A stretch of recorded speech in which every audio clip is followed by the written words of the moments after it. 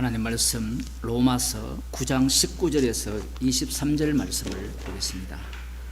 혹 네가 내게 말하기를 그러면 하나님이 어찌하여 허물하시느뇨 누가 그 뜻을 대적하느뇨 하리니 이 사람아 네가 네기에 감히 하나님을 힐문하느뇨 지음을 받은 물건이 지은 자에게 어찌 나를 이같이 만들었느냐 말하겠느뇨 토기장이가 진흙 한 덩이로 하나는 귀 있을 그릇을 하나는 전 있을 그릇을 만들 권이 없느냐 만일 하나님이 그 진노를 보이시고 그 능력을 알게 하고자 하사 멸하기로 준비된 진노의 그릇을 오래 참으심으로 관용하시고 또한 영광 받기로 예비하신 긍휼의 그릇에 대하여 그 영광의 부유함을 알게 하고자 하셨을지라도 무슨 말 하리요. 아멘. 로마서를 이렇게 읽어보게 되면 복음 앞에 반박을 하는 그러한 자들이 계속해서 나옵니다.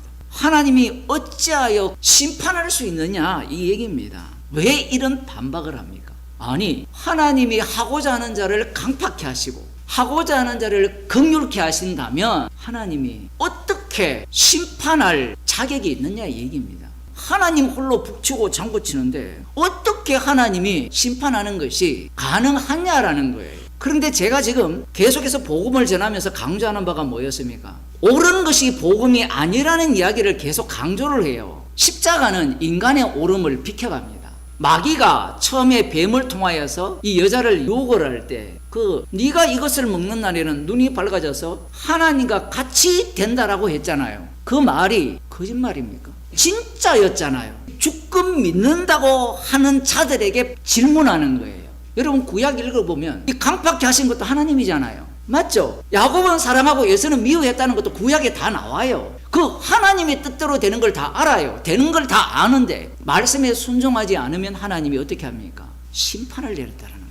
우리가 어떻게 살아야 된다라는 것이 다 드러났다라는 겁니다. 주권신앙이 엉터리예요. 기껏 주권 주장해놓고 우리가 어떻게 살아야 된답니까? 성화론이 튀어나오잖아요. 거기에 주권을 인정한다면 성화론 나오면 안 돼요. 지금 오늘 본문 우리가 읽은 것은요, 주권을 믿고 예정을 믿고 예지를 믿는 자들이 다 박살내는 본문입니다. 우리가 믿는다라고 하는 그 믿음을 다 박살냅니다. 여러분이 설교를 들을 때 자꾸 오해하지 말아야 되는 게 뭐냐면, 제가 믿음이 없다 하면 듣는 사람들은 그걸 낚아채요. 자꾸 믿음이 없어요. 말씀에 대해서 믿음이 있어요. 아브라함이 믿음으로 의롭게 여김을 받았잖아요. 그럼 믿음이 있는데 그 믿음은 믿음이 없어요. 모든 만물이 주로 말미암고 주에게서 나오고 주께로 돌아간다 이렇게 말씀을 하셨으면 그 다음 아멘 하면 돼요. 그냥 문제가 뭐냐면 내가 이 말씀을 믿어버려요.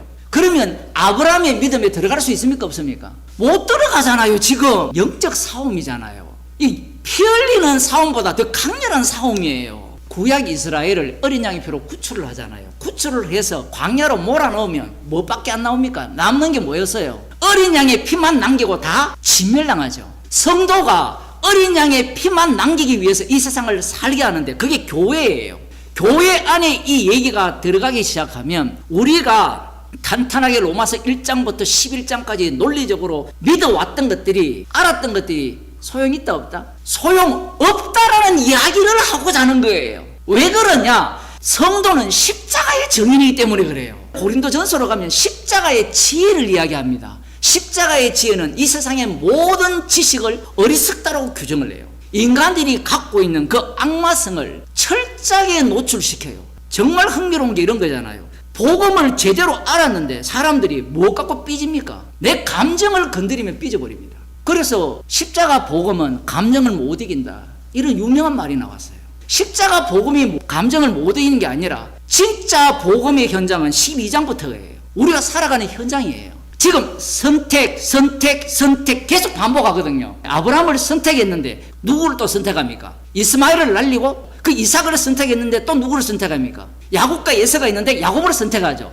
그럼 야곱을 선택했는데 또 누구를 선택합니까? 긍휼히 이길 자와 강팍케 할 자를 또 선택하는 거예요.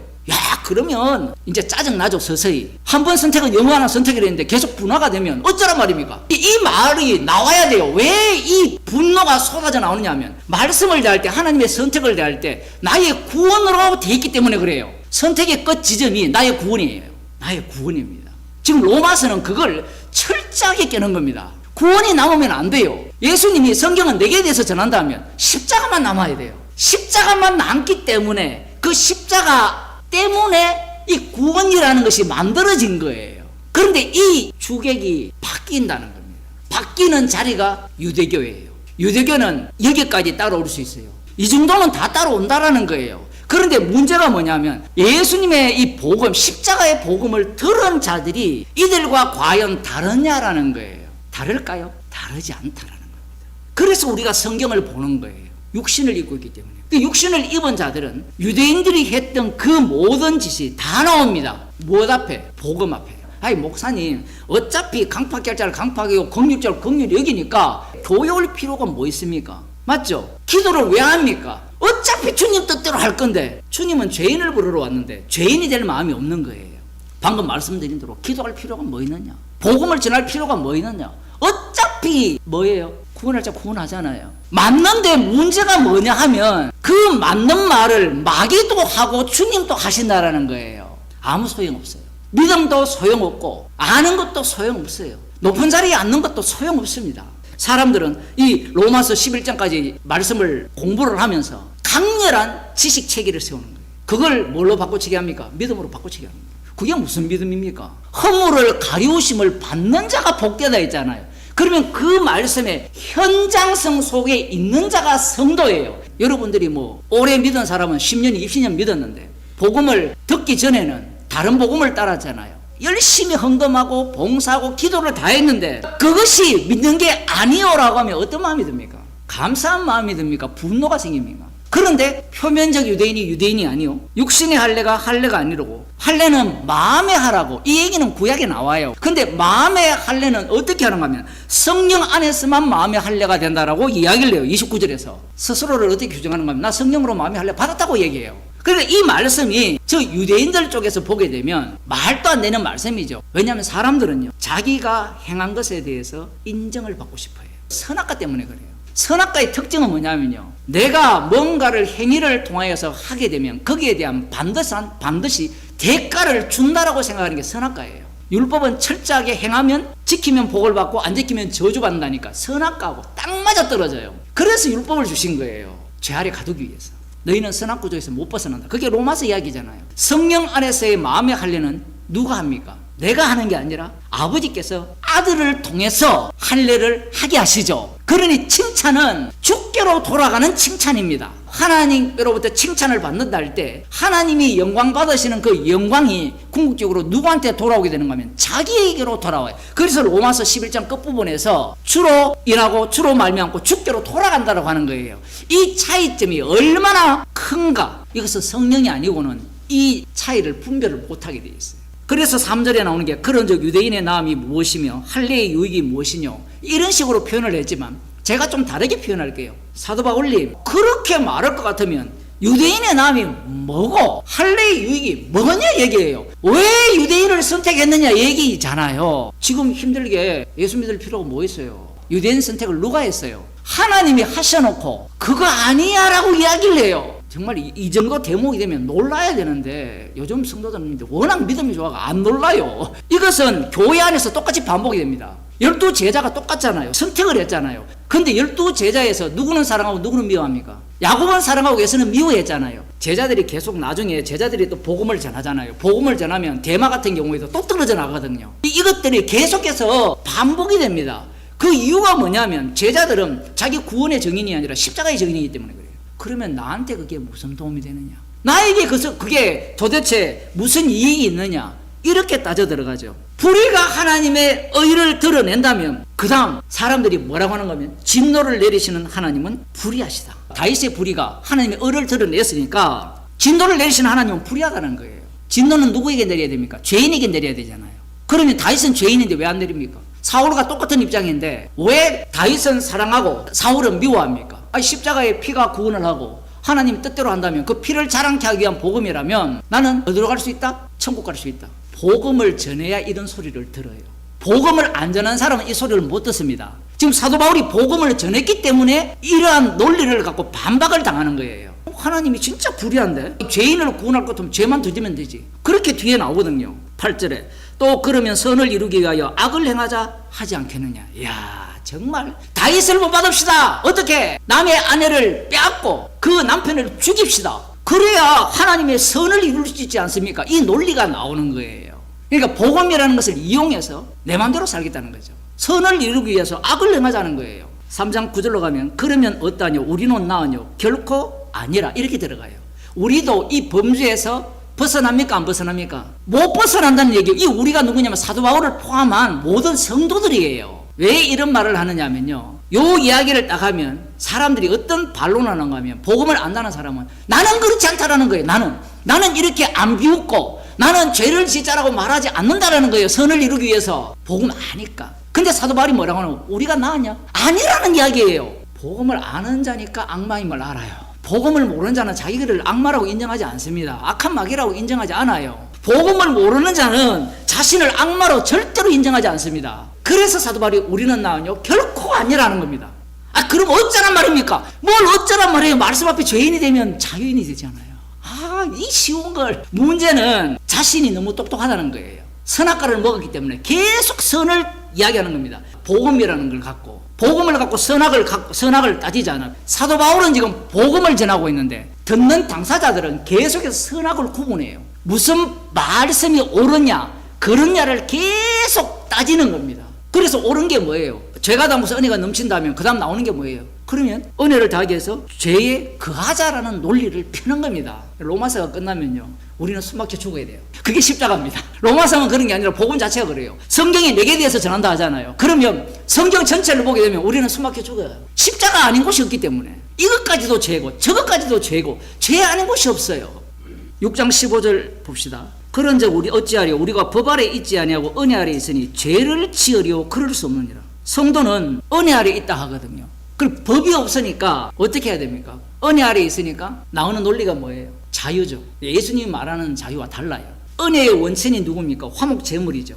그죠? 그럼 화목제물을 증거하는 은혜라면 우리는 죄를 짓자가 아니고 계속해서 죄인으로 드러나야 돼요. 근데 법이 없으니까 11조가 예수님이 완성이다라고 하니까 사람들이 어떻게 합니까? 11조 안 하죠. 근데 법이 없어버리면 사람들이 뭐가 없어져요? 기준이 없어지죠. 그러면 성도는 성령이 함께 하잖아요. 주님이 동행을 하잖아요. 동행을 하면 죄 아닌 곳이 없죠. 그게 로마서 12장 이유입니다. 죄 아닌 것이 없는데 문제가 뭐냐면 법이 없다라고 하니까 사람들은 그럼 죄 지어도 되겠네. 논리가. 십자가가 만만한 게 아니에요. 은혜 아래에 있는데 은혜 아래에 있으니까 사도 바울이 뭐라고 이야기합니까? 음행하는 자와 술 취하는 자는 하나님 나라를 유업으로 받지 못한다고 하는 겁니다. 충격적이지 않습니까? 말씀 앞에 책망을 당해야 되는 겁니다. 로마서 1장에서 11장까지 딱 읽고 답을 딱 낚아채니까 어떤 태도가 나와요? 교만이 나오는 거예요. 오만이 나오는 겁니다. 은혜가 뭔지를 몰라요. 은혜가 뭔지를 모르니까 사도 바울로 같이 스데반 집사님 같이 산 사람은 불쌍한 사람일 뿐이에요. 아니 어차피 천국 갈자는 천국 가고 지옥 갈자는 지옥 가는데 말씀을 자기 소유화한 거예요. 5절 우리가 육신에 있을 때 율법으로 말미암아 죄의 정욕이 우리 지체 중에 역사하여 우리로 사망을 위하여 열매를 맺게 하였더니 지금 이것은 성령 받지 않은 사람은 이 말씀에 아멘을 못해요. 근데 대부분의 목사들이나 신학자들이 이 부분을 계속해서 자꾸 안 믿는 사람에게 적용을 하려고 해요. 안 믿는 사람은 이걸 인정하지 않습니다. 사도 바울이 율법대로 살았잖아요. 율법대로 살 때는 자기가 죄인 줄 압니까? 모릅니까? 모르죠. 성령이 오니까 진짜 율법이 찾아오니까 어떻습니까? 죄의 정욕이 우리 지체 중에 역사하여 사망을 위하여 열매를 맺게 했다는 것을 비로소 아는 겁니다. 그 율법이 그 모습이 뭐예요? 율법의 의로는 흠없게 사는 거예요. 복음이라는 것이 나에게 유익이 되는 것은 분명한데 그 나에게 유익이 된다는 것을 로마서의 믿음을 갖고 그대로 적용해 보면 나에게 유익이 되는데 유익이 하나도 안 돼요. 그런데 사람들은 교회라는 것이 나에게 유익이 되어야만 이익이 되어야만 온다라는 겁니다. 그 예수님을 왜 버립니까? 왜 버려요? 이익이 안 되니까 버리는 거예요. 십자가는 이익이 안 돼요. 모든 것이 주로 말미암고 주로 돌아간다 그러면 주님께 영광이 되잖아요. 그러면 이 주라는 분은 십자가 지신 주님이거든요. 그 십자가가 나타나는 것으로 하나님이 영광을 다 받는데 그렇게 받으면 지옥이 영원해야 되는데 지옥은 영원하면 안 된다. 존 스타트가 그런 얘기 하거든요. 이 십자가의 영광이 주님의 영광인데 이런 사람들은 하나님의 영광으로 보는 거예요. 하나님의 영광. 그러니까 하나님을 부인할 수 있어야 되는데 하나님을 부인을 못해요. 하나님은 자신을 부인했거든요. 아들을 통해서 계시하셨잖아요. 이것을 말씀하는 순간 나는 유일한 하나인 하나님이라는 이 선언이 깨집니다. 왜 깨어져야 됩니까? 하나님 보시기에 좋았으면 깨어져야 됩니까? 안 깨어져야 됩니까? 사람들이 바보 같아요. 심히 좋았잖아요. 사람을 만들었을 때. 그러면 심히 좋았다면 그게 지속이 돼야 돼요? 깨져야 돼요? 똑같은 논리잖아요. 심히 보시기에 좋았다면, 전지전능한 하나님이라면 그걸 깨야 돼요? 안 깨야 돼요? 왜 깨는지 아시죠? 왜 깨는지 아시죠? 그 이유는 선악과를 먹은 자들이 악마의 지배를 받았잖아요. 악마가 어디에서 왔습니까? 하늘에서 왔죠. 하늘에서 온 악마는 하나님을 알아요? 몰라요? 나름대로 알고 있어요. 근데 누구를 몰라요? 십자가신 예수님을 몰라요. 그게 욥기예요. 욥기도 마찬가지예요. 지가 하는 짓이 무슨 짓인지 몰라요. 그 하나님 상에 대해서 다 끄집어내야 돼요. 그래야만 십자가 지신 예수님만이 유일한 주님으로서 영광을 받음으로 말미암아 진짜 하나님께 영광이 되는 그러한 영광의 자리로 가기 때문에 그래요. 그럼 우리 뭐냐 이거예요. 가장 많이 하는 말이 우리가 로봇입니까? 자기가 로봇이 아닌데 자꾸 로봇이라고 해요. 모든 이단들이 다 동일합니다. 복음의 이 단계를 왜 자꾸 두느냐 하면 인간들은 뭔가 신비한 것이 있을 거라고 생각해요. 신비한 것을 둬야만 그 조직에 머물게 돼요. 신비한 것을 둬야만. 그래서 복음이라는 것이 왜 인기가 없느냐 하면 복음은 신비한 게 없어요. 처음부터 다 까발려버렸어요. 시험을 받은 물건이 지은 자에게 어찌 나를 이같이 만들었느냐 말하겠느냐. 토기장이가 진흙 한 덩이로 하나는 귀 쓸 그릇을 하나는 천이 쓸 그릇을 만든 꼴이 없느냐. 자, 여기까지 보게 되면 우리는 어떤 논리에 딱 막혀 있느냐면 귀 쓸 것, 천이 쓸 것, 이 논리에 막혀 있잖아요.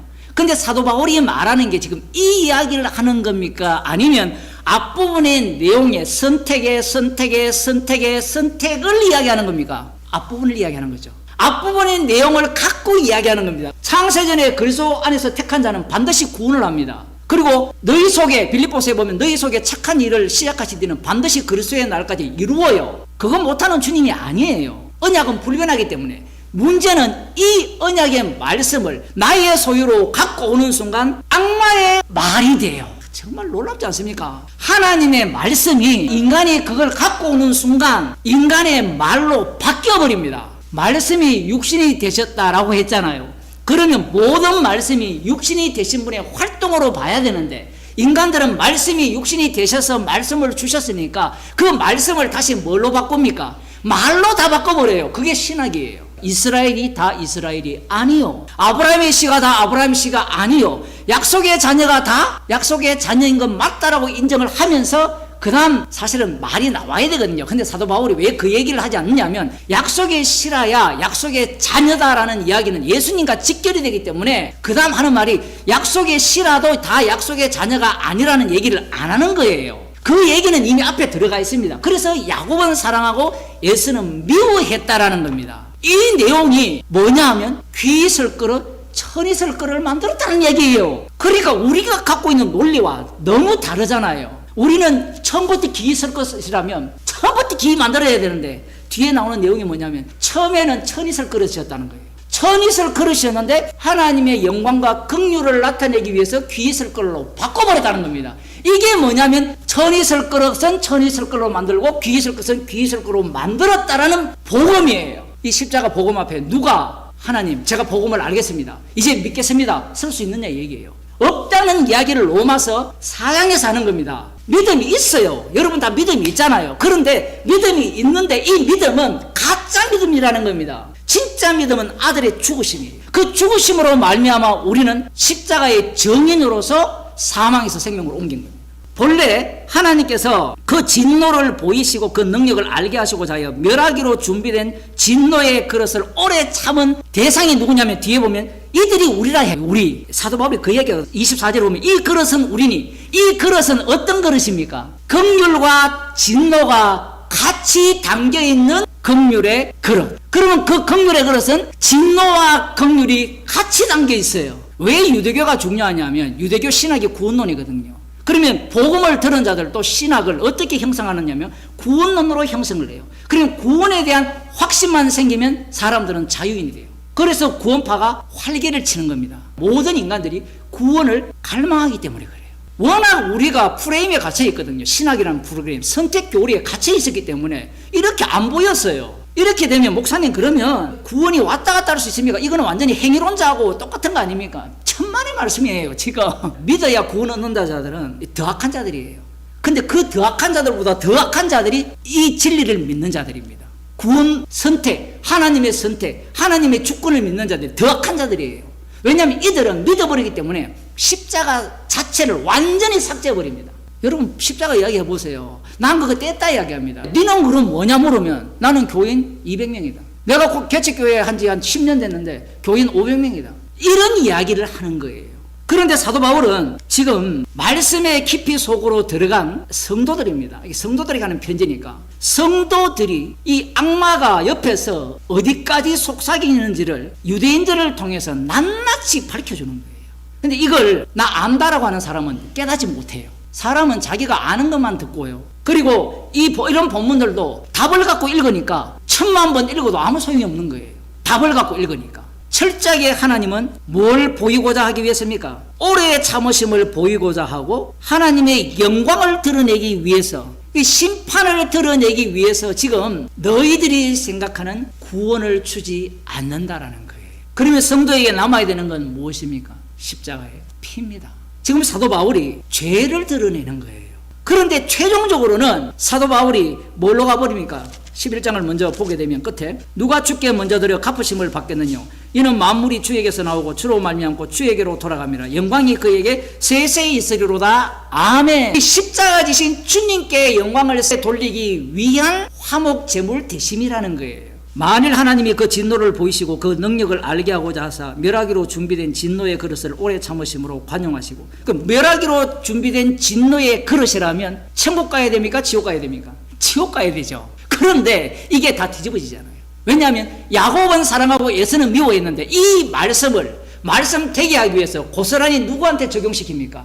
야곱의 자손인 이스라엘에게 그대로 적용을 시켜버려요. 그래서 말씀만 남는 겁니다. 그런데 인간들은 말씀을 남기려고 하는 것이 아니라 구원을 남기려고 하는 거예요. 그래서 지금 진노의 그릇이라면 지옥 가야 되는데 놀랍게도 관용을 알게 하여서 참고 기다렸다가 영광을 나타내기 위해서 하나님께서 그들에게 긍휼의 그릇으로 바꿔버린 거예요. 그게 사도 바울인 거예요. 사도 바울도 지금 여기에 해당되잖아요. 주님을 공격하고 핍박하고 미워했잖아요. 그러면 진노의 그릇 맞죠? 근데 이 진노의 그릇을 왜 그렇게 만들었냐? 하나님의 그 관용하심, 사랑의 부유함을 알게 하시고 하나님의 인내하심이 어떠한가를 알게 하기 위해서 그 진노의 그릇을 참으셨다가 때가 되면 긍휼의 그릇으로 바꾸었다라는 겁니다. 그러니 너희들의 신학을 갖고 성경을 배운 걸 갖고 주님이 지금도 살아계셔서 하는 일, 그분의 하시는 일을 너희들이 낚아채지 말라는 거예요. 성경은 구원론이 아니에요. 십자가이신 주님만을 남기기 위한 복음입니다. 이게 우리에게 진짜 기쁜 소식이에요. 기도드리겠습니다. 하나님 아버지, 지금까지 인간이 만든 신학의 얼매였기에 지금 또 친히 살아계셔서 십자가에 다 이루심을 우리 가운데 친히 행하고 계심을 놓쳐버렸습니다. 주님, 저희들을 긍휼히 여기시사 십자가의 피 공로 그 사랑만을 드러내기 위해서 우리를 말씀의 사람으로 말씀의 자리로 인도하심을 감사하는 주의 백성이 되게 하여 주옵소서.